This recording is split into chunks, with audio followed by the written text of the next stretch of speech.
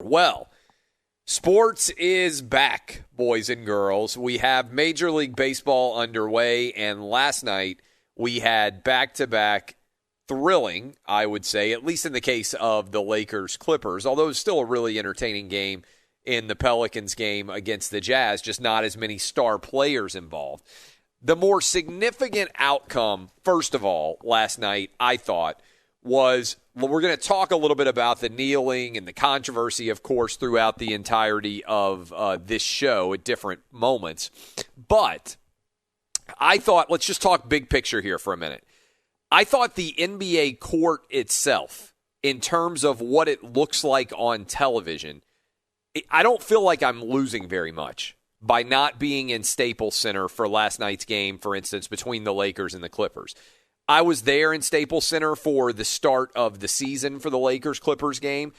The Clippers in this game were without a couple of real studs on their team. And credit to LeBron James for getting the winning basket and managing to play defense on Kawhi and Paul George, both on the switch there on the final possession. But I left this game thinking the Clippers are still the superior team overall, and that when they have their full complement of players, they are going to give the Lakers a lot to worry about. But for tonight's games, I thought the most significant takeaway was this looks pretty good on television. Like, I don't agree with all of the politics being infused into the NBA. I think that's going to cost them a lot of viewers. I really do. I understand some people disagree. But I think when you're in the business of trying to appeal to the largest possible audience, I don't think anybody out there is like, hey, I'm going to watch the NBA because of the politics. I think there are some people who will say, I'm not going to watch the NBA because of the politics. But in terms of the viewer product of the NBA game, I think looks really good on television. It feels a little bit like the Olympics. Where you don't have courtside people sitting very much, and it sort of feels a little bit different. But I thought it was a very well-produced court setting. And the most impactful thing that happened in terms of on-court results tonight, there wasn't a lot about the Lakers or the Clippers game that was going to have long-range significance as long as no one got injured, and that didn't happen. Because the Clippers don't have their full complement of players. And also because ultimately seeding is not going to matter that much, I don't think, in the grand scheme of things in anywhere where there's no home court advantage. But to me, the Pelicans deciding to only play Zion Williamson for 15 minutes, even though he scored 13 points in those 15 minutes, that, to me, is the most significant because the Pelicans, a lot of people believe the reason why the NBA structured the season to finish as they did was to try to give the Pelicans a chance to get to the playoffs so we could see Zion go up against LeBron James. And this was a must-win game for the Pelicans. The Pelicans are already 3.5 games back of the number 8 seed Grizz to start this season, restart the season. So they had to win this game. They needed to get off in a really substantial way against the Utah Jazz, and the Jazz outscored them 27-17 in the fourth quarter. Of all the four teams playing, the Pelicans had the most at stake, and they got the loss. Now, I'm sure the Clippers would have loved to have beaten the Lakers and be 3-1 against the Lakers in 4 games so far. But I think if you're a Clipper fan, and there are some, I believe, you look at this outcome and you say, well, in the grand scheme of things, we didn't have our full team and we had a shot at the end of the game to win it. If we could get a rebound on LeBron's runner where he was seeking a foul call, and or if we had a little bit better of an offensive set with Kawhi Leonard and Paul George there, that would have been a better opportunity to be able to potentially get that game-winning 3 to go.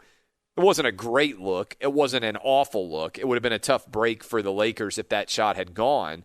But overall, I thought the biggest takeaway is from an overall product perspective, the names on the jerseys are overrated.